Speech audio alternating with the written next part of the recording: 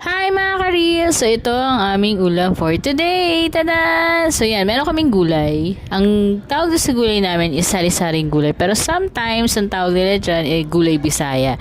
And then, meron kaming dalagang bukid na fish for my mom and dad. Yan, dalawa yan eh. Masarap na actually, kumain din ako niyan eh. And then, para din sa mga hindi mahilig sa vegetable and then mahilig sa fish, meron kaming chicken. Ayan o, chicken wings lang. 'Di ba? Chicken wings. So, yan. Ito yung ulam namin for today. Kung meron kayong suggestion, comment nyo lang below. Follow me.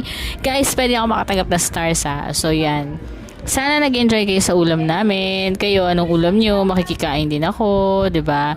So, nai-post ko na yan kanina eh. So, ito yung video namin. Hindi ko lang siya na-i-post agad kasi alam na, busy-busy ha, malapit na ang New Year. So, anong handa nyo sa New Year? Yun lang guys, happy eating! Bye!